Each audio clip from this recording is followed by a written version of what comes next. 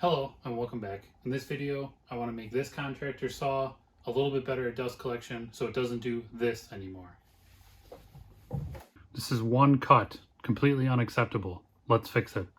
So this Ridgid might be different than your table saw, but a lot of them are similar. There's a few screws underneath that have to be removed for this plate to come out, and I have some additional ones here for my dust collection. I'll just remove those with a Phillips head screwdriver. Now with those screws out, I want to see how far up I have to come, because the biggest problem is that all the sawdust comes out of here. So I want to cover this by putting a strip that's approximately 3 inches to go straight up to give me some more coverage.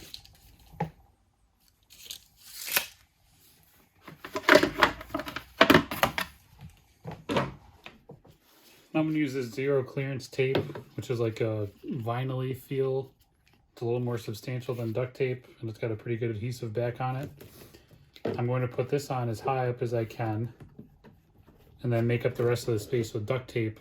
Therefore, it's removable if I ever want to change it or if it doesn't work out. I'm not making any permanent changes to my table saw.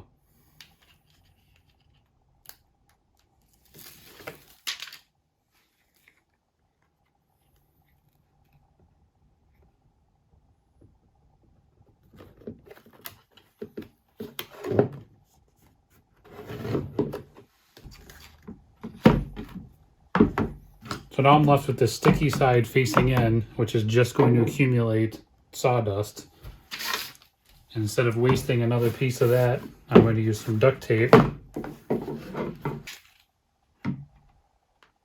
Just like so, lining it up as best I can.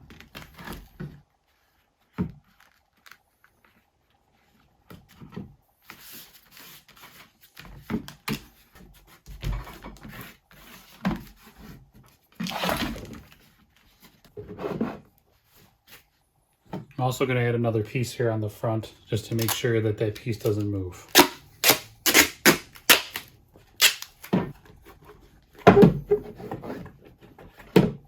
And using this method, you could build it up as high as you'd like or as small as you need to, depending on what gap you need to cover on the inside of your saw.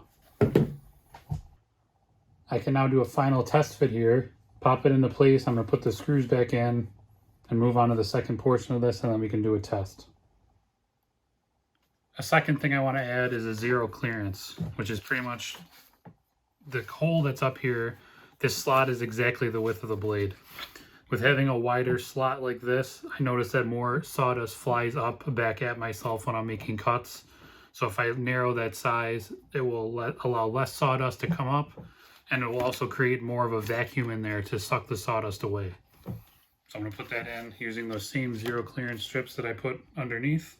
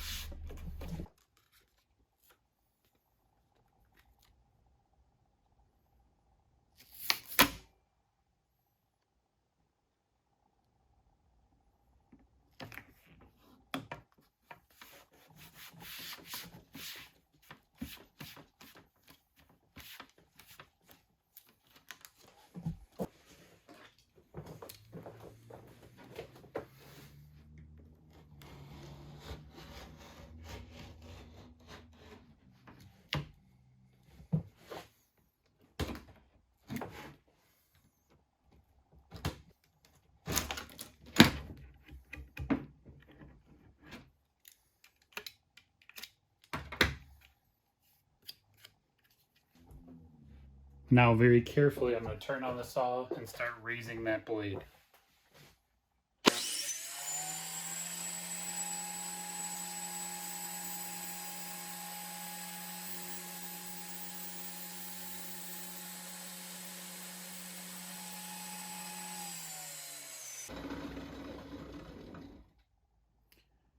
And as I generally only cut about 1 inch material, 1.5 inches at the most, That's good enough for now. The more I raise it up, the bigger the hole will get.